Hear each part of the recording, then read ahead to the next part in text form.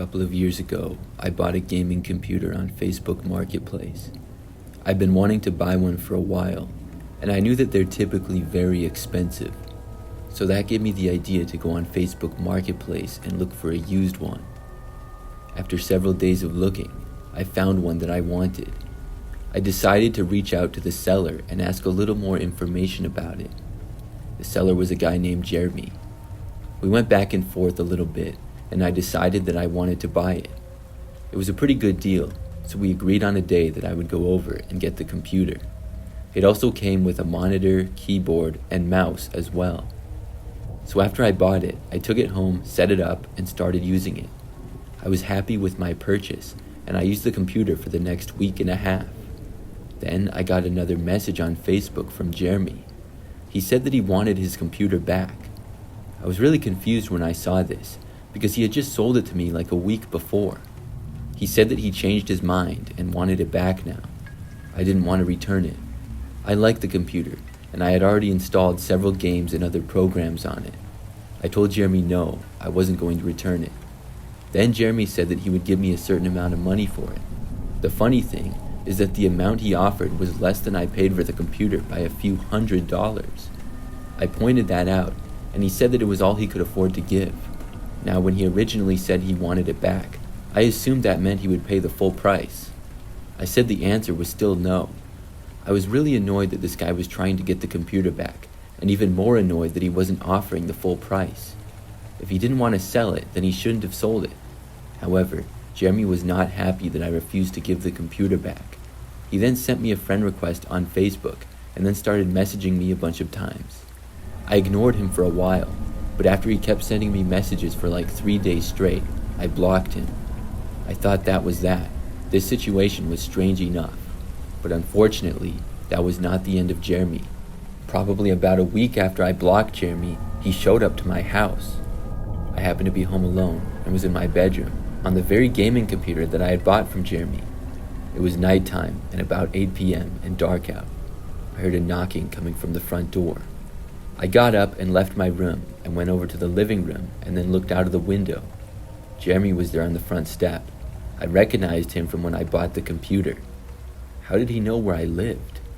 This was really strange. I watched him stand there and knock again on the front door. I was wondering what on earth he had planned. Did he think that by showing up at my house unannounced that would make me change my mind? I stayed in the living room and ignored his knocks. I was hoping that he would just go away, and most of the lights in my house were off, so maybe he would think that I wasn't home. But I watched Jeremy hang around the front step for several more minutes. I was kind of looking around, and I had to move back from the window so that he wouldn't see me. He came back and knocked again on the front door, this time louder. He also yelled, asking for me to come outside. I still ignored him.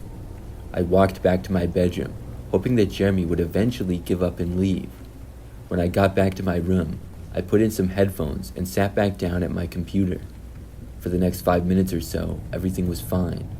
But suddenly, I heard a knocking sound. I took out my headphones and looked to the direction of my window. Jeremy was standing there, looking into my bedroom. I got up and ran over to the window and closed the blinds. Jeremy started yelling at me, but I couldn't really hear what he said very well. I left my bedroom and went back towards the living room. By that time, Jeremy had made his way back towards my front door. Then he started banging on it again. I went over to the door and shouted to him that I was going to call the police. Jeremy yelled at me to give the computer back. Then I called the cops. I told them what was going on, and Jeremy still wasn't leaving, and he continued to stay there, even after I got off the phone with the police. But unfortunately, he finally left just moments before the cops got there. I talked to them, gave them a description of Jeremy, and told them my side of the story. After that, the police left and said to call back if Jeremy ever returned. I was afraid that he would, but luckily he didn't. I still have a hard time believing how crazy it was, and I can't believe that that actually happened.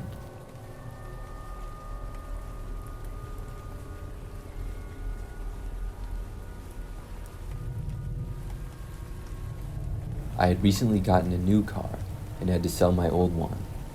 I had bought it used, and it was kind of old, so I listed it on Facebook Marketplace. I was told that was a good place to sell a car. It seemed better than Craigslist, which always seemed a little bit sketchy to me. So after listing the car, I did receive a few messages about it in the first couple of days, but none of them really went anywhere. Then I would get the first serious interest. It was a man by the name of Ben on Facebook. He messaged me and said that he wanted to buy my car. We talked briefly, and basically the guy wanted to meet up and look at the car as soon as possible. I suggested a nearby shopping center parking lot for us to meet. At this point, it was sometime in the afternoon, and Ben wanted to meet that same night. I said that would be fine, and we agreed on 8:30 p.m. in the back of the parking lot. The shopping center had quite a few stores and a very large parking lot.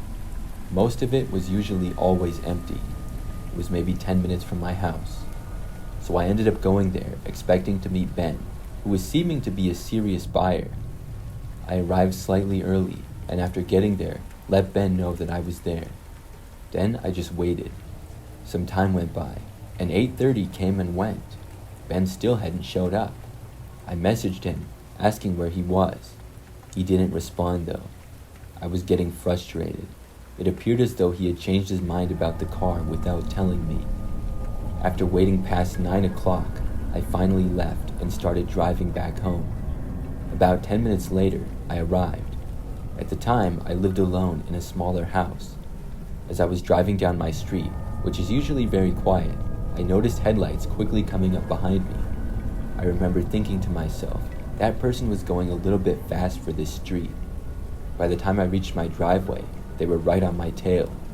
So I pulled into my driveway, expecting them to drive past, but then the car that was behind me pulled in right after. Now my driveway was pretty short, but sort of wide. It could barely take two cars in front of each other. The car I usually drove was in the garage, and I was driving the one that I was trying to sell. So after this car pulled in behind me, I could only see the bright headlights shining in. I had a bad feeling about it. I wasn't expecting anyone at my house, and had no clue as to who this could be. But then I got the idea that maybe it was the guy from Facebook Marketplace. I knew that I couldn't get out of my car, so I turned to the right a little. Then I saw the car behind me start to turn to the right. I didn't know what exactly to do. I wanted to leave, but I felt like my car might be stuck there. The car behind me then started honking. I did not recognize the vehicle and was 100% sure that I didn't know this person. I then turned my wheel and just hit the gas. My car narrowly missed my garage, but I made it. Then I started to make a U-turn, but the car ended up going into the grass of my front yard off of the driveway. When I did this, the car behind me started backing up and turning to try to keep up with me. I was able to make it out of the driveway and started going down my road as quickly as I could. The car behind me was soon able to follow. I drove to the end of my street and then went through some residential streets for a short time. Then eventually I made it to a busier road. I traveled on that for a while, and then sometime over there is when the car behind me stopped following. I'm not sure when, because I was looking forward for several minutes, and there were also some other cars out on that road, but sometime whoever was following me stopped. Then I carefully went back home. Luckily, I didn't see the car again. I just have a feeling that that was Ben from Facebook Marketplace. He was probably just trying to follow me home and never even wanted to look at the car. Maybe he was going to try to steal the car or rob me. That's my best guess. But when I went back onto Facebook, he had blocked me. I tried reporting it to Facebook Marketplace, but I'm not sure what could really be done. After that though, I haven't used Facebook Marketplace since.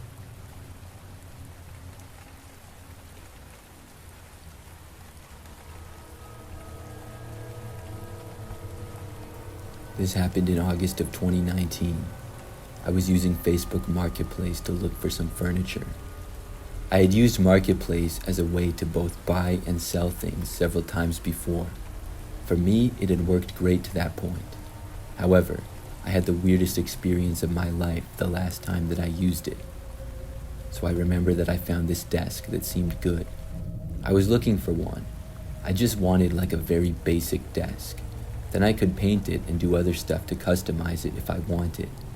So I was searching for really cheap ones, and I found one that I really liked for about $10.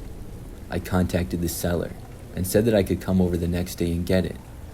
The seller was a guy named Corey.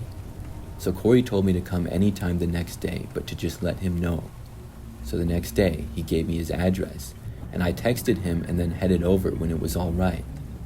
I put his address into my maps on my phone and drove over there. I drove my SUV and removed the back seats to fit the desk. When I arrived in Corey's neighborhood, it did not appear to be very nice. Several of the homes seemed to be vacant or abandoned. Some had overgrown grass and trees in the front yard, and others had graffiti on them. And Corey's place was not too much nicer. It was this small white house that was really dirty and had long grass. I looked multiple times to make sure that I was in the right place, and I was. So I parked on the side of the road and texted Corey. He told me to come on inside. So I walked up through the yard of overgrown grass and then to the front step and knocked on the door. I waited for almost a minute before the door opened. This man with long hair and a long beard answered. I told him that I was there for the desk he was selling on Facebook Marketplace. He then told me to come inside and pointed over to the desk. It was sitting on the ground not far away from the front door at all. Inside of Corey's house, there appeared to be almost no furniture at all. That was kind of strange, but I walked over and then Corey offered to help me with the desk. We both grabbed one end and carefully lifted it. Then we walked it to my car and put it in the back. I paid Corey the money, and overall, he seemed pretty nice. Then he went back to his house, and I got inside of my car and drove away. Now, after getting back home, I was able to unload the desk by myself and get it inside. Then I got a good look at it for the first time. The desk had a few drawers, but I realized they were all empty except for one. Inside one of the drawers, in the very back, there was this envelope taped to the inside of it. I was curious as to what it was, and I took it and opened it. Inside were a bunch of pictures. They were all taken from a disposable camera. Most of the pictures were of my Facebook profile though. It was like somebody had taken a picture of a computer screen. It really creeped me out when I saw it. Then there were a few others. One was of the listing of my apartment building online. That one confused me at first, but then I saw a few more pictures, and they were of me. It was when I was walking up to Corey's house and when I was getting out of my car. I was so freaked out by this, but I didn't know what to do. I went onto Facebook again to try to find Corey's account, but I couldn't. It was like he was just gone. Either he deleted his account or he blocked me or something. After that, I just kind of moved on. I still have the desk, and I don't know where the envelope of pictures are. I think I lost it, but I'm just glad that I never saw Corey again after that. Maybe it was his idea of a joke or something, but it was sure creepy.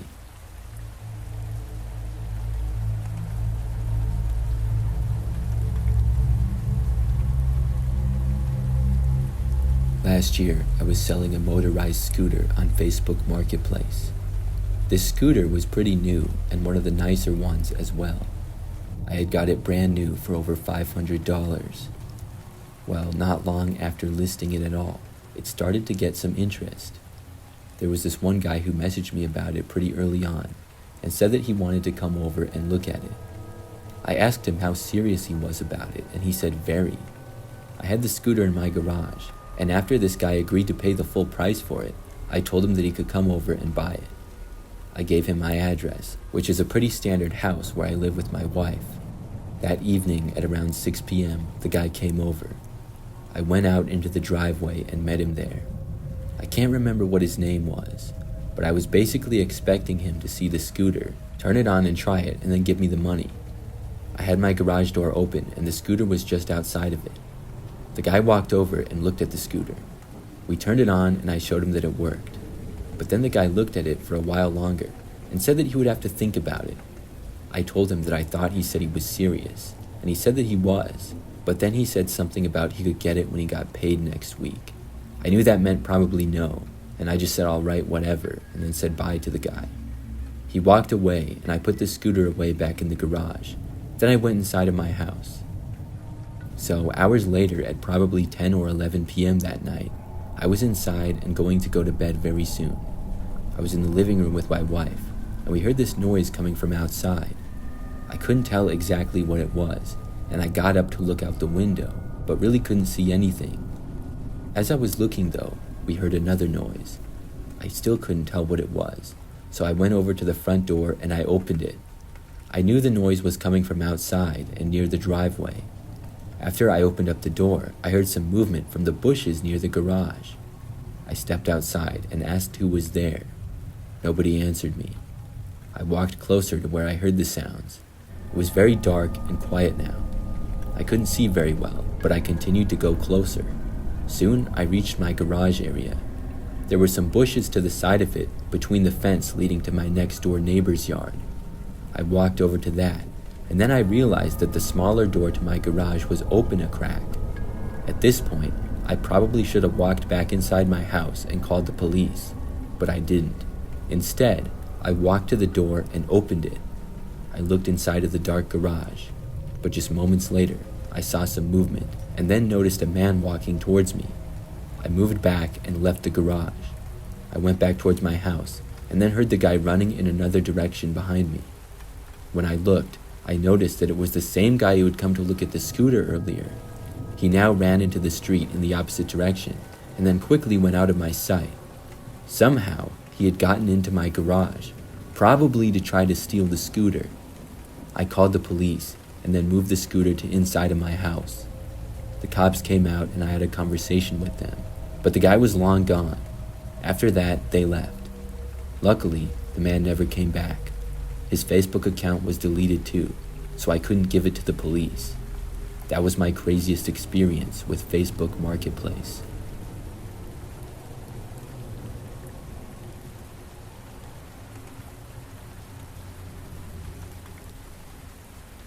This is something that I will never forget. It happened almost 5 years ago now. For some background, I'm a female and was looking to buy a car at the time of this story.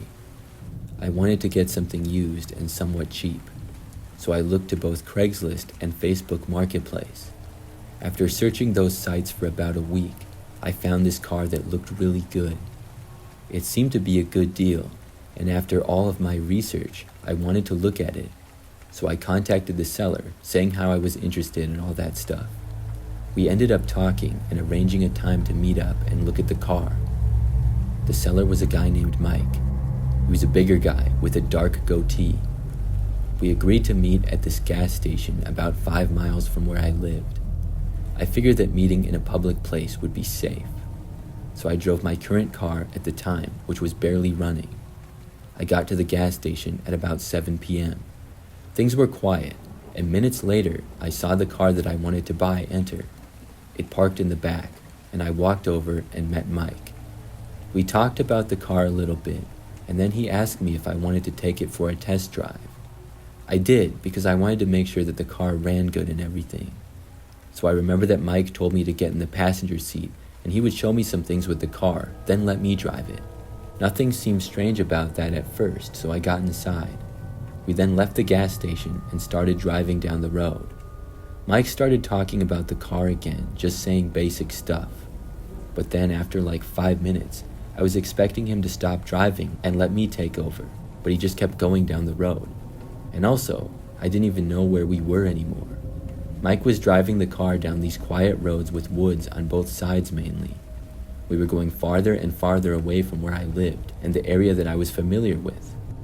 After like 10 minutes, I started to get really worried because Mike was also talking less and less. Now he would maybe say something about the car every minute, and mostly he would just be driving in silence. Finally, I said to Mike, "So could I drive the car now?" Mike quickly responded and said, "Just 1 more minute, I'll let you drive it soon enough." But then like 2 or 3 more minutes passed of us just driving in silence.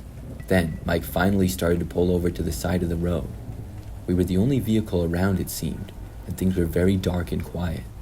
I thought that he was finally going to let me drive, but as we came to a stop, I noticed this little path going into the woods off the road. There was an SUV with the lights off parked on this path. After we came to a stop, I noticed the driver's and passenger's door opening up on the SUV. I didn't know what was going on, but I had a really bad feeling about it. Mike then turned to me and told me to give him my phone. I asked him why, and at the same time saw multiple people walking from the SUV. They were a good 50 feet away, and I couldn't really tell any details about them. Mike was starting to talk, but I don't remember anything that he said. because as soon as I saw people walking near, I knew that I needed to run away. I opened up the passenger's door and got out. Then I just started sprinting to the woods. As I was running, I heard some commotion. People behind me started to run, and I heard several men's voices shouting. I didn't stop though, and I kept running. I got to the woods and then started running through trees and brush. I heard the people chasing after me, but I didn't stop. As I continued to run, after maybe a minute, I took my phone out. I hit 911 and continued running as I did so. I was doing pretty well running through the woods. I still heard people behind me though, but they were a ways back. I didn't know if I had gotten on with 911 or not, because I was too busy running to stop and look, but I just started saying that I was being chased in the woods and I needed help. I hoped that somebody would hear me. I ran for about as long as I could, and soon I stopped hearing the noises behind me. I was able to slow down after that, and eventually I stopped and I hid. I didn't hear anything, but I once again called the police. They were on the way, and I tried to tell them where I was. They were able to locate me pretty well based off of my call though. Soon I made my way back through the woods and met the police. Mike and the other people were gone, but I told the police what had happened and gave descriptions as best as I could. The only person that I could really describe though was Mike. The police were able to locate him not long after this. I feel so lucky to have gotten away.